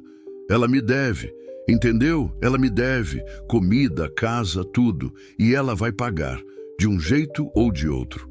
Ela não te deve nada, eu disse, dando um passo para frente. E você não vai chegar perto dela nunca mais. Quem vai impedir? Você? Ele me olhou de cima embaixo, avaliando. Você é velho, gordo, cansado. Eu acabo com você. Tenta, eu disse. E ele tentou. Avançou rápido, mais rápido do que eu esperava. Mas eu tinha quilômetros de estrada nas costas. Tinha carregado peso. Tinha lutado com pneu furado, com carga desbalanceada, com caminhão quase tombando em curva molhada. Tinha lutado com a vida e não ia perder agora. Desviei do primeiro soco, acertei o segundo, direto no estômago dele. Ele dobrou, bufando. Eu segurei ele pelos ombros, joguei contra a parede. Ele bateu forte, gemeu, mas voltou. Acertou meu rosto, meu olho explodiu em dor. Vi estrelas. Mas não cai. Segurei ele de novo, dessa vez pelo pescoço, empurrei contra a mesa. Ela virou. Barulho de vidro quebrando. Ela, eu disse, apertando. Não, apertei mais. É, mais ainda. Sua. Ele tentou se soltar, arranhou meu braço, Chutou. Mas eu não soltei. Não ia soltar. Os policiais entraram correndo. Me puxaram para trás. Pegaram ele, jogaram no chão, algemaram. Eu caí sentado na cadeira que ainda estava de pé, a respiração falhando, o olho latejando, o braço sangrando onde ele arranhou. Mas estava vivo e ele estava preso. De verdade agora. Os policiais levaram ele para fora, arrastado, berrando ameaças vazias. Uma viatura levou ele, a outra ficou, fazendo o boletim. Júlia apareceu na porta, Gabriel escondido atrás dela. Ela me viu, viu o sangue, viu o olho inchando e correu. Valdir, você tá bem? Você? Tô bem, eu disse mesmo não estando. Ele não volta mais. Ela se ajoelhou na minha frente, as mãos no meu rosto, nos meus braços, verificando. Você é louco, podia ter morrido. Mas não morri, eu disse. E vocês tão seguros? Ela me abraçou, forte, apertado, e chorou no meu ombro. Chorou tudo que tinha segurado, tudo que tinha guardado. Gabriel veio também, abraçou minha perna. Você é forte, tio Valdir, ele disse.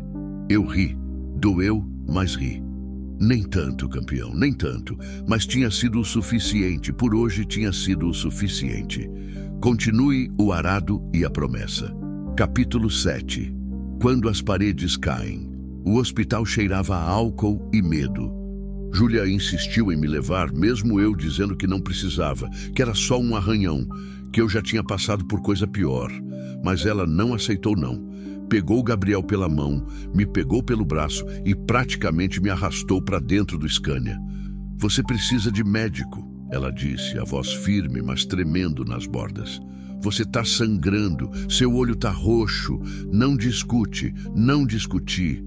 A enfermeira me atendeu rápido, limpou os arranhões, passou iodo, colocou gaze. Disse que o olho ia ficar feio uns dias, mas não tinha nada quebrado. Me deu receita de anti-inflamatório, recomendou gelo e repouso. Repouso. Eu repeti, irônico. Tá certo. Júlia pagou. Quando fui reclamar, ela me cortou. Cala a boca. Você já fez tudo por mim. Deixa eu fazer isso. Não argumentei. Voltamos para casa quando já estava escurecendo. A polícia tinha saído. O portão continuava quebrado. A porta da frente também. Mas o homem tinha ido. Preso de novo. Dessa vez em cela isolada, segundo o policial prometeu. Ele não escapa mais. Entramos. A casa estava do jeito que ele deixou, bagunçada, violada. Júlia parou na porta da sala, olhando tudo, os ombros tensos. A gente arruma, eu disse. Não, ela respondeu a voz estranha. Eu arrumo, sozinha. Júlia, eu preciso arrumar. Ela insistiu, me encarando. Ele entrou aqui, na casa que você abriu para mim, e destruiu. Eu preciso consertar, sozinha. Por favor. Entendi. Não era sobre limpar, era sobre retomar, sobre não deixar ele roubar esse espaço também. Tudo bem, eu disse, mas eu fico por perto. Ela assentiu. Levei Gabriel para o quintal. Sentamos na grama, embaixo da mangueira. A noite estava caindo devagar, o céu virando roxo. Grilos começavam a cantar. Tio Valdir, você bateu no homem ruim? Gabriel perguntou, a voz pequena. Bati, admiti, para proteger vocês. Minha mãe disse que bater é errado. É, concordei. Mas às vezes a gente precisa fazer coisa errada para proteger quem a gente ama. Ele ficou quieto, processando. Você ama a gente? A pergunta me pegou desprevenido. Fiquei sem resposta por uns segundos. Depois disse, devagar, testando as palavras. Acho que sim, campeão. Acho que sim. Ele encostou a cabeça no meu ombro. Ficamos ali, vendo as estrelas aparecerem uma por uma. De dentro da casa vinha barulho de móveis sendo arrastados, de vassoura varrendo, de coisas sendo colocadas de volta no lugar. Júlia trabalhando, reconstruindo. Depois de quase 1 hora, ela apareceu na porta dos fundos. Pronto, ela disse. Arrumei. Entramos. A sala estava impecável, tudo no lugar. Almofadas arrumadas no sofá, porta-retratos de volta na estante, gavetas fechadas. Era como se ele nunca tivesse entrado, mas a gente sabia que tinha. Gabriel foi tomar banho. Júlia preparou um jantar rápido: arroz, ovo, salsicha. Comemos em silêncio. Ninguém tinha muito o que dizer. As palavras tinham acabado por hoje. Depois do jantar, quando Gabriel já estava dormindo, Júlia veio sentar comigo na varanda. Trouxe 2 xícaras de chá. Me deu uma. Ficamos ali, lado a lado, bebendo devagar. Obrigada, ela disse depois de um tempo. Você já agradeceu. Não o suficiente, ela insistiu. Você brigou por mim. Podia ter se machucado. Podia ter morrido. Por mim, por vocês, corrigi. E faria de novo. Ela ficou quieta. Depois, por quê? Por que a gente importa tanto? Respirei fundo. A pergunta era justa e merecia resposta honesta. Porque quando Maria morreu, comecei devagar. Eu morri um pouco também. Não fisicamente, mas por dentro. Parei de sentir, parei de viver. Só existia. Acordava, dirigia, dormia, repetia. Não tinha propósito, não tinha nada. Bebi um gole do chá. Estava quente, queimava a língua. E aí, eu vi você. Continuei. Naquela estrada, amarrada, sofrendo, e alguma coisa acordou dentro de mim, alguma coisa que eu achei que tinha morrido com ela. E desde que vocês estão aqui, eu voltei a sentir. Voltei a ter motivo para acordar, para voltar para casa, para viver. Olhei para ela. Vocês me salvaram tanto quanto eu salvei vocês, talvez até mais. Júlia tinha lágrimas escorrendo em silêncio pelo rosto. Não tentou esconder, só deixou cair. Eu tenho medo, ela confessou. Medo de me acostumar, de ficar confortável. E aí você cansar, ou conhecer alguém, ou só perceber que a gente é peso demais e ter que ir embora de novo e não ter para onde ir. Isso não vai acontecer. Você não pode garantir. Posso sim, eu disse firme. Porque essa casa é de vocês também agora. Não é favor. Não é temporário. É de vocês, enquanto quiserem ficar. Ela me olhou, os olhos vermelhos, procurando mentira. Você está falando sério? Completamente. E se eu quiser ficar para sempre? Então você fica. E se o Gabriel te chamar de pai um dia? Senti o peito apertar. Então eu vou ser o pai que ele merece, eu disse, a voz falhando. Se vocês quiserem, se deixarem. Júlia cobriu o rosto com as mãos e soluçou. Soluçou de um jeito que rasgava. Eu não sabia se era tristeza ou alívio ou os dois juntos. Só fiquei ali, a mão nas costas dela, deixando ela sentir. Depois de um tempo, ela se acalmou, limpou o rosto, olhou para mim. Eu também te amo, Valdir. Ela disse simples assim, do meu jeito. Não do jeito que você amava sua esposa, mas te amo, você e tudo que você representa. Segurança, bondade, casa. Eu sei, eu disse. E tá tudo bem ser diferente. Amor tem muitos jeitos. Ela sorriu. Pequeno, molhado, mas real. A gente é uma família estranha, né? A melhor, concordei. Ficamos ali até tarde, conversando sobre coisas pequenas, planos para o portão, onde matricular Gabriel para o próximo ano, se ela tinha conseguido resposta dos empregos, coisas normais, coisas de gente que vive junto. Quando finalmente fomos dormir, parei na porta do quarto dela. Júlia? Oi, você não tá sozinha nunca mais. Tá ouvindo? Nunca mais. Ela assentiu, mordeu o lábio e entrou no quarto. Fui pro meu, deitei, olhei pro teto, pensei em Maria. Me perguntei se ela estava vendo, se aprovava, se entendia. Acho que sim. Acho que ela sempre soube que eu precisava de alguém para cuidar, que era assim que eu funcionava e que agora, finalmente, eu tinha encontrado. Fechei os olhos e pela primeira vez, desde que ela partiu, não senti culpa por estar feliz. Na manhã seguinte, acordei com barulho de martelada. Pulei da cama, o coração acelerado, ainda meio no susto do dia anterior. Corri para a sala. Seu Raimundo estava no portão, consertando, soldando o ferro, ajeitando a fechadura. Júlia estava ao lado dele, segurando ferramentas. Gabriel brincando no quintal. "Bom dia, Valdir!" Seu Raimundo gritou. "Espero que não se importe." A Júlia me contou o que aconteceu. Vim consertar. Não cobro nada. É entre vizinhos. Senti um nó na garganta. "Obrigado, seu Raimundo." "Imagina, rapaz. É o certo a fazer." Fiquei vendo ele trabalhar. Júlia veio até mim, colocou uma xícara de café na minha mão. "Ele apareceu cedo", ela explicou. "Disse que não ia deixar a gente sem portão." "Gente boa?" eu disse. "Tem muita gente boa", ela respondeu. "Você me ensinou isso.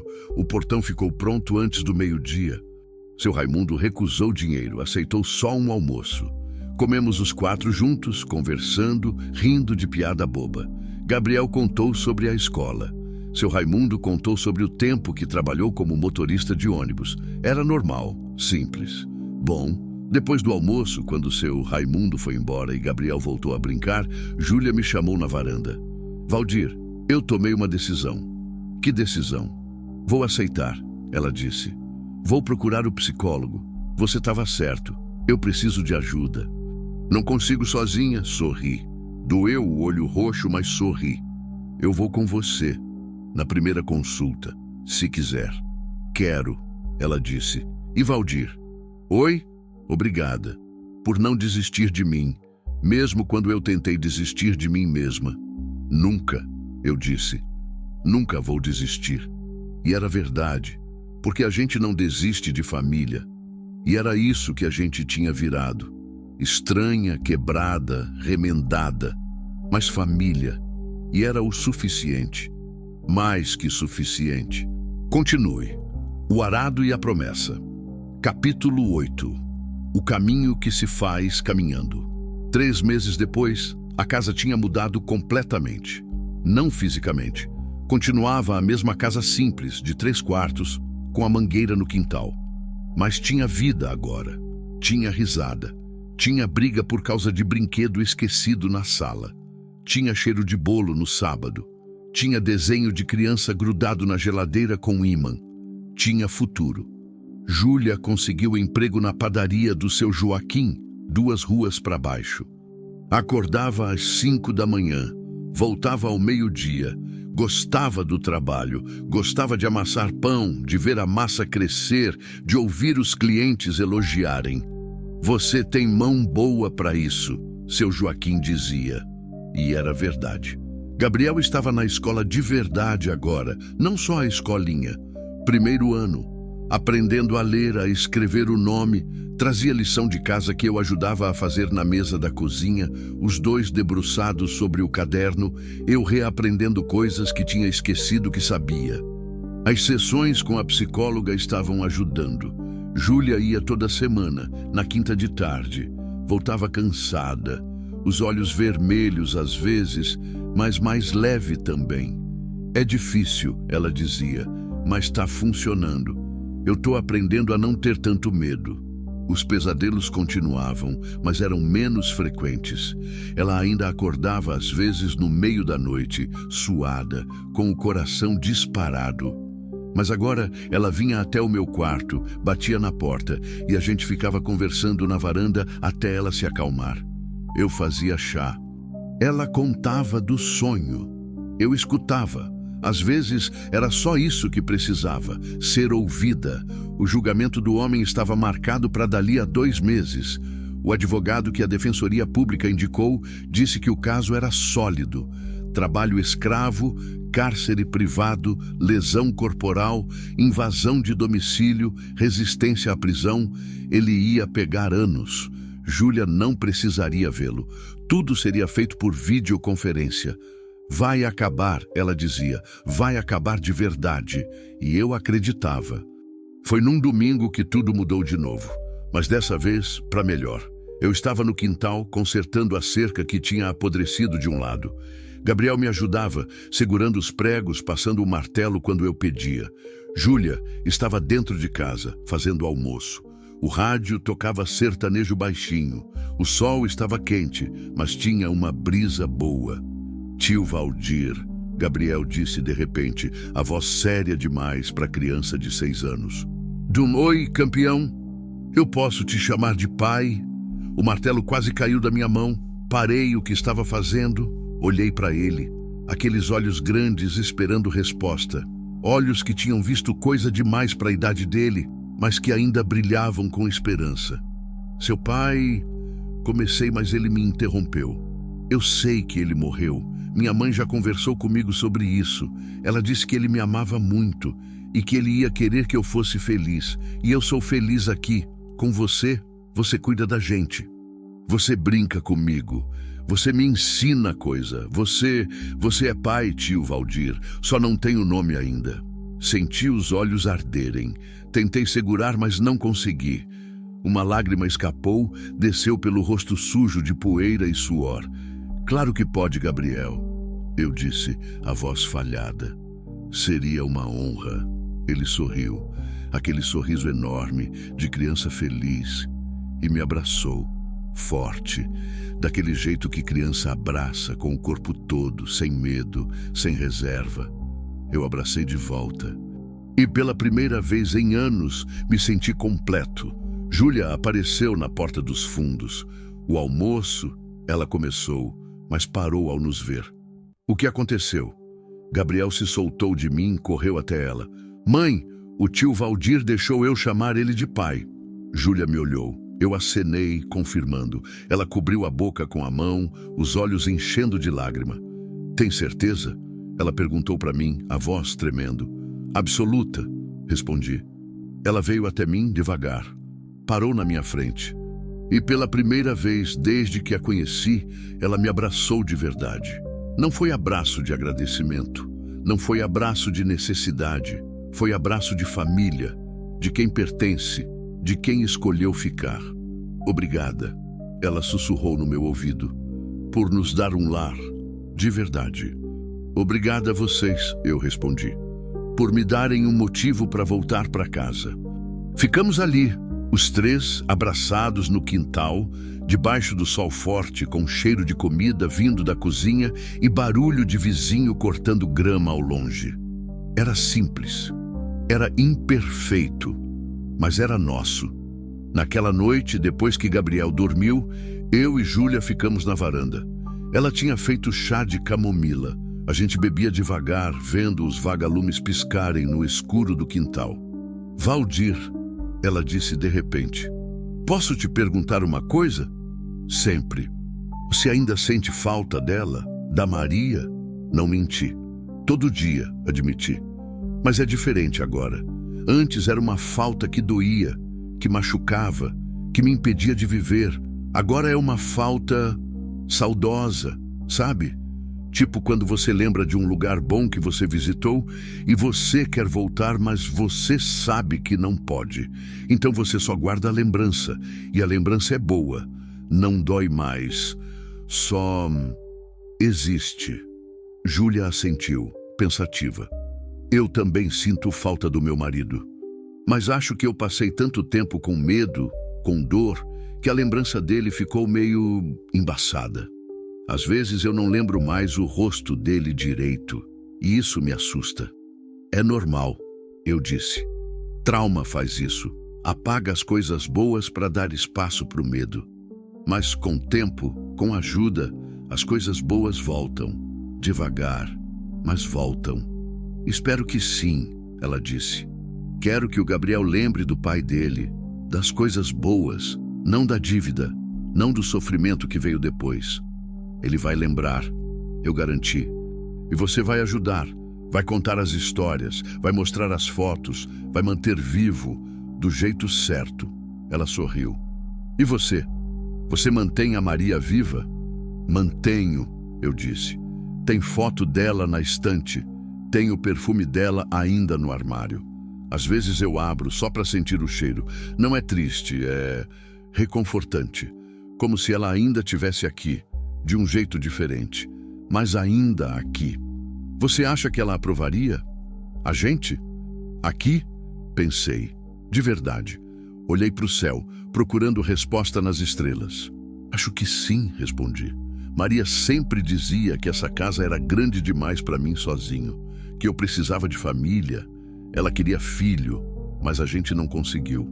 Acho que ela ficaria feliz sabendo que eu não fiquei sozinho, que eu achei um jeito de ter família, mesmo que não do jeito tradicional. Júlia colocou a mão em cima da minha, no braço da cadeira. Ficou ali, quente, firme. A gente não é tradicional mesmo, ela disse, mas a gente funciona. Funciona muito bem, concordei. Ficamos ali até tarde, conversando sobre planos. Júlia queria fazer um curso de confeitaria. Queria abrir um dia a própria padaria. Gabriel queria entrar no futebol da escola. Eu queria diminuir as viagens, ficar mais em casa.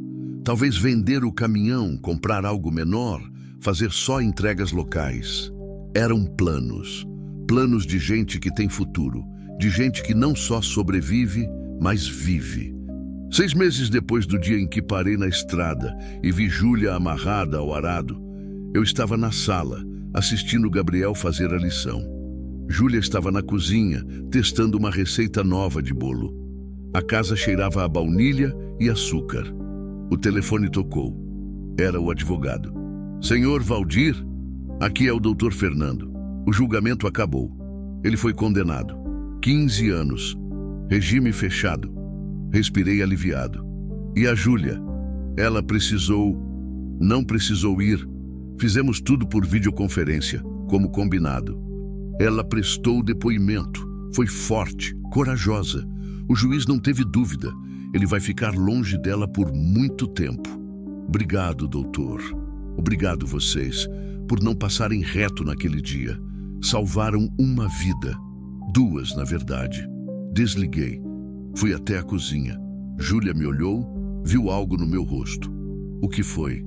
Acabou, eu disse. Ele foi condenado. 15 anos. Ela largou a tigela. As pernas falharam. Eu segurei ela antes que caísse. Ajudei a sentar na cadeira. Ela cobriu o rosto com as mãos e chorou. Mas dessa vez era choro de alívio, de liberdade, de recomeço. Gabriel veio correndo. Mãe, por que você está chorando? Júlia puxou ele para perto, abraçou forte. Eu tô bem, amor. Tô bem. É só... Acabou. Acabou tudo de ruim. Agora é só coisa boa. Promete? Prometo.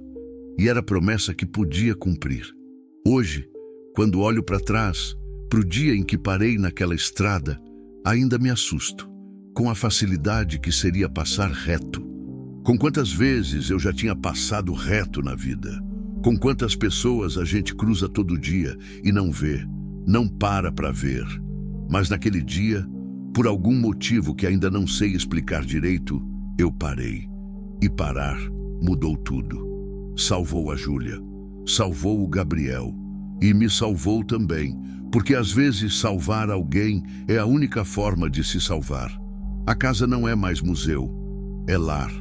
Tem vida, tem barulho, tem amor. Júlia não é mais a mulher amarrada ao arado. É dona de padaria, mãe, filha que eu nunca tive. Gabriel não é mais o menino assustado na sombra. É filho, no sentido mais puro da palavra. E eu não sou mais o fantasma que dirigia sem destino. Sou pai, sou amigo, sou lar. Maria teria gostado deles. Tenho certeza disso. Ela sempre dizia que a gente recebe na vida o que precisa, não o que espera. E ela estava certa. Eu não esperava por eles, mas precisava, desesperadamente. Hoje de manhã, acordei com cheiro de café e barulho de Gabriel brincando no quintal. Júlia estava cantando na cozinha, desafinando de propósito para me fazer rir. Levantei, fui até a sala, vi a bagunça de brinquedo espalhado e sorri. Porque bagunça significa vida. Porque barulho significa presença. Porque casa cheia significa que eu não tô sozinho. Sentei na varanda com a xícara de café que Júlia me deu. Gabriel veio correndo, me mostrou um inseto que achou na grama. Júlia sentou do meu lado, encostou a cabeça no meu ombro. Bom dia, ela disse. Bom dia, respondi. E era. Era um bom dia, como todos os dias desde que eles chegaram. A estrada me ensinou muita coisa, me ensinou solidão, me ensinou saudade, me ensinou que quilômetro não cura dor, mas também me ensinou a parar.